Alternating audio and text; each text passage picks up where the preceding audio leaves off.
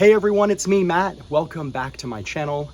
I hope you're all doing great, and I hope you're ready to hang out with me today, because in today's video, we're doing not one, not two, but 3 garden cleanup projects here in my raised garden bed area. And then we're also gonna break out my ladder, my pole saw, and my chainsaw to clean up the tree limb that snapped out of the tree over my patio during last week's windstorm. I still haven't addressed that, but we're gonna tackle that today too as well. And then we'll wrap up with an update on my pineapple plant. The fruit that's on it started to ripen on the plant, which is the best case scenario, and I can't wait to show it to you. So let's get into it. So really quick before we get started, and as a follow-up to last week's video, you can see I made some really good progress in cleaning up my yard from the windstorm. Check out this large debris pile here. So I pretty much cleaned up everything except for that tree branch, the large tree branch that partially broke out of the tree over my patio, which I just talked about, we're going to address today. But I was able to get up on my roof yesterday and pull down all the branches that fell on the roof. And then I used my leaf blower to blow down all the smaller leaf debris. So now my roof is looking beautiful. It's all clean and it's ready to go for the next storm. And then coming around to the front yard, you can see my driveway here is looking great. I used the leaf blower here as well. Also blew off my front walkway. And then you can see my plants have kind of perked back up after the storm. They were all blown over and windswept to the left. Sorry, I don't know if the glare's bad, but you can see the front yard here, the front garden is looking beautiful. So yeah, lots of progress since last week. So moving on to today's projects, like I said, we're going to be working mainly here in my raised garden bed area. So the first project that I wanted to tackle was removing my broccoli plants. You can see I've got 4 in the center oblong bed here. There's 1 more in the circular bed toward the back, and then another in the other circular bed way in the back by my white Adirondack chairs near my fire pit area. So these broccoli plants are looking rough. They really have no business being in the ground this late into summer. As many of you know, broccoli is a cool season vegetable. I left my plants in the ground because I wanted to see what they do in the hot summer months. You can see they got really tall. They never really produced any broccoli for me though. They started to push some florets, but those florets were quickly overtaken by aphids, so I wasn't able to harvest anything edible from them. And then the second project that I wanted to tackle today was staking these pepper plants. You can kind of see it better from this angle here. They got blown over by the windstorm last week, so they really need to be supported. So I'm going to use some bamboo stakes to give them some added support. I'm also going to go in and harvest the peppers that I can. There's quite a few that have sun scorch, so we'll cut these ones off and discard them, but there's quite a few that are edible. You can see I've got quite a few jalapenos that are ready to be harvested, so we'll get those off the plants, get them cleaned up. And then the last task that I wanted to tackle was trimming up my banana plants here. You can see their fronds are really leaning over the walkway. It makes it really difficult to walk through here. So we'll break out my handsaw and we'll trim up these plants and get them looking good too. So the first task of removing the broccoli plants from the raised beds should be so simple. All I'm gonna do is tug them from their base, removing the plants from the ground, roots and all. So let's get to it.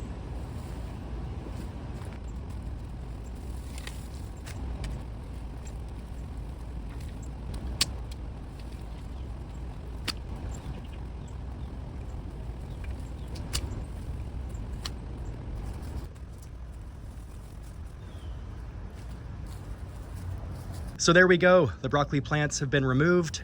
These garden beds look a lot better now that they have been cleared out of those ugly, ugly broccoli plants. I also noticed that my lavender plants are looking rough, so I'm gonna go ahead and pull those ones too. We got one here. And then there is one more here.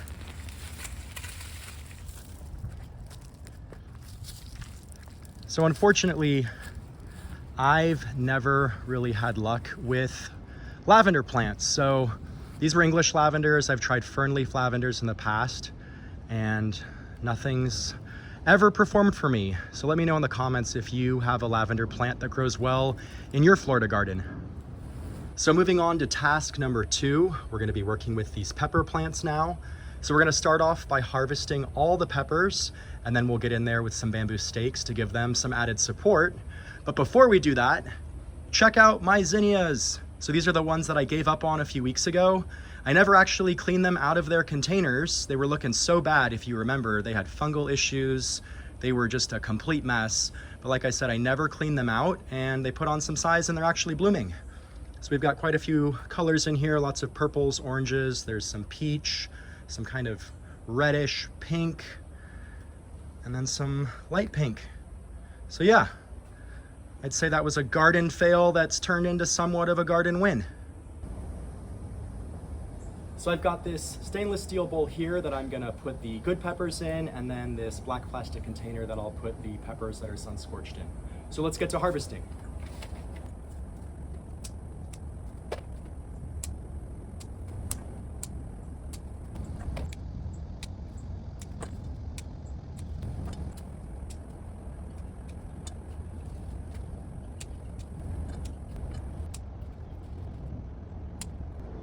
So that's the last 2. You can see quite a few beautiful peppers, and then just a few that had sun scorch. So giving you a close-up, you can see I've got quite the assortment here. The bright red peppers, those are red Cajun bells. The bigger green ones are regular bell peppers. And then I've got a ton of jalapenos. Most of them are green. There's a few that are kind of an orangey red color. And then there's a few sweet yellow snacking peppers. They aren't yellow yet, but I'll leave them on my windowsill and they should change colors soon. You can actually see this one here. That is a sweet yellow snacking pepper. So yeah, not a bad harvest for 4 plants. And then these are the ones with sun scald. You can see there's only 4. I'm honestly shocked there wasn't more, so I'm happy it's just these 4. So I'll chalk this up as a garden win too. All right, so moving on to staking my pepper plants. You can see I've got an assortment of stakes here. Most of them are bamboo.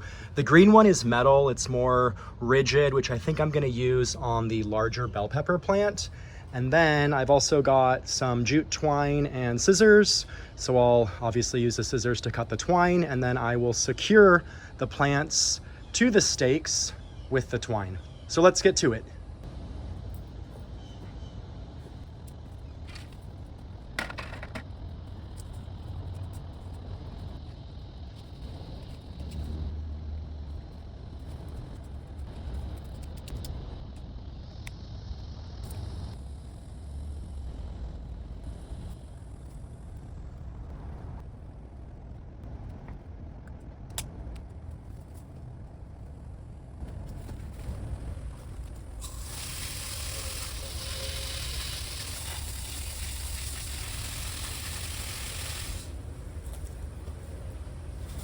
So there we go, my pepper plants are all set.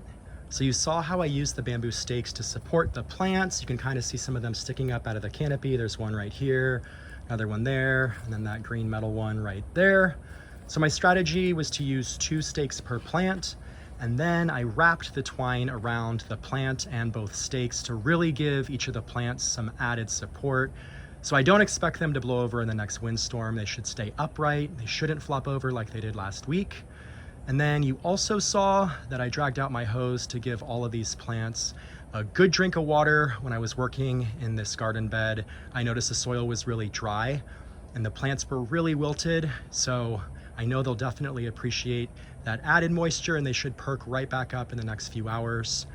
So now that these pepper plants are all set, we can move on to the next project and tackle these banana plants. So for this banana plant pruning project, I'll be using my Fisker's handsaw. This is my favorite saw to use for trimming my banana plants. It slices through their fronds effortlessly.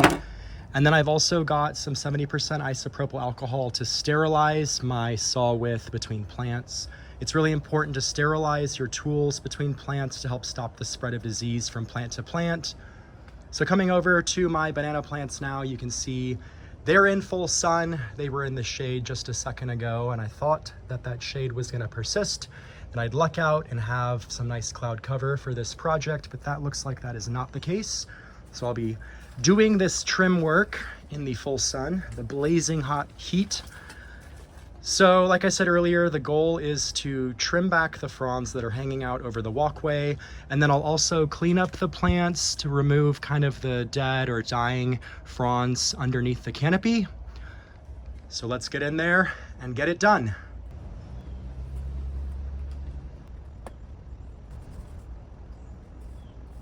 Saw is all sterilized, so we can get to it.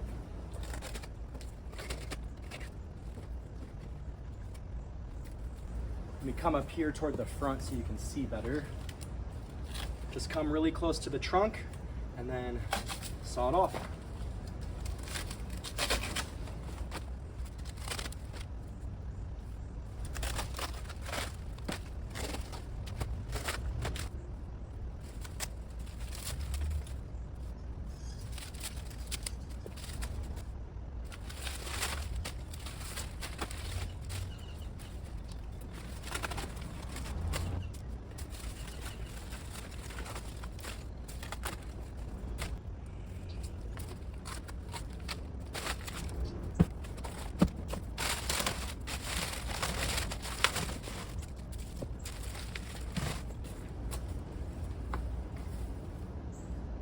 All right, so as you saw, that was really simple. My banana plants are looking spectacular.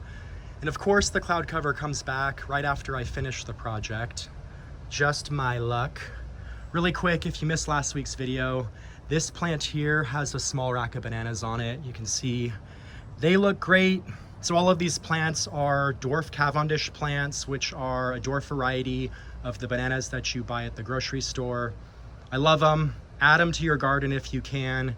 They're great tropicals to include anywhere in your landscape. So anyways, coming around here, you can see I can now effortlessly and with ease walk down my pathway here, and then spinning you around, you can see this angle. Everything looks so much better. Everything is all cleaned up. The garden beds, we got the peppers looking great.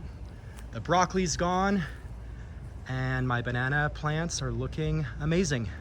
So moving right along, we're gonna tackle the next project for today, which is to remove this giant branch that broke out of this tree that hangs over my patio. You can see way up here at the top where it snapped, and it's laying across this other branch here. So for this project, I've got some safety glasses, because safety first. I've got my mini chainsaw. This is an incredible tool. I highly recommend it, especially for those of you who live in hurricane-prone areas. It comes in handy after storms. It's battery operated, came with 2 batteries. I'll link it in the video description for reference. Highly recommend it. You'll see how amazing it is when I use it in just a minute. And then I've also got my extendable pole saw here. So, oh, and then also my ladder. So let's get out there and we will take apart this tree branch. You can see the ladder is straddling this garden bed. It is balanced on, I guess, a level flat surface on both ends. So no worries there. So let's get to it.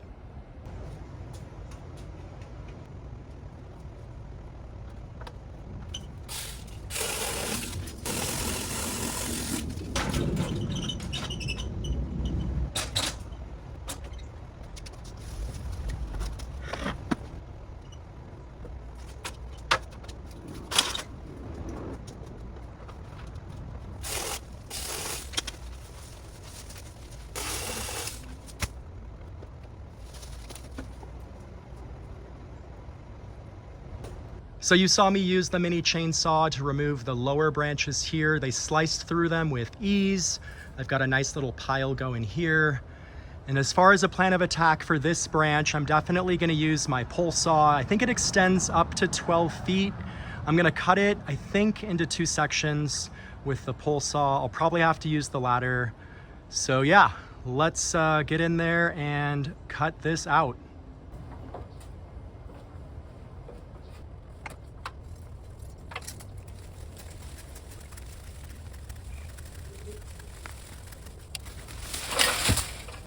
So I'm a bit winded. That was a lot of effort, a lot of back and forth on that pole saw, but I did remove that first lower section. Let me show you where it fell. It crushed one of my pineapple plants, but that's fine. The plant will be resilient. I really need to just clean up this mess. So you can see where it landed. I wish somebody was down here to help guide it, but I am a team of one. It's kind of heavy, but I guess it didn't really crush them. Just that one a little bit. So yeah, let's get back on the ladder and cut down, there it is, that last little branch.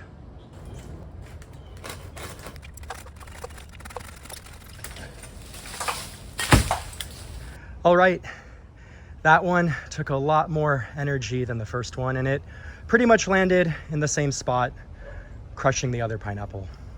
But it's all good. Like I said, these plants are resilient.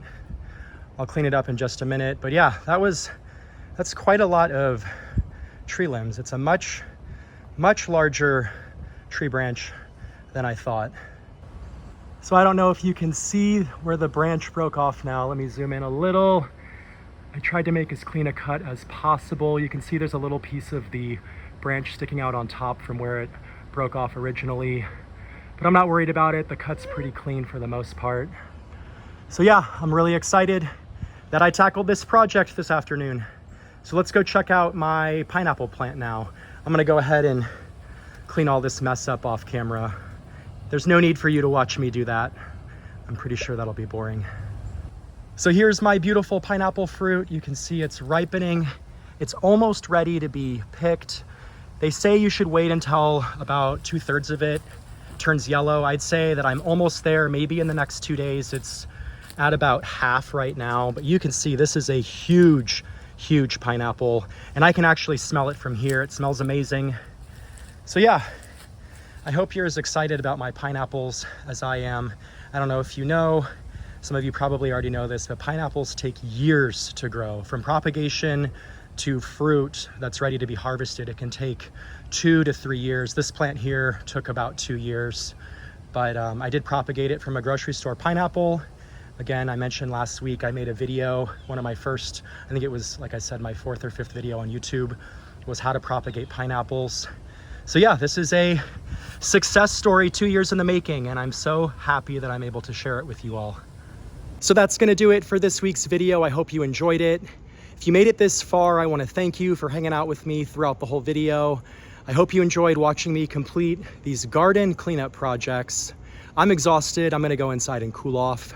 But if you haven't already done so, make sure to hit those like and subscribe buttons so you can hang out with me in future videos. And as always, I hope you have a great rest of your day, and I'll see you in the next one.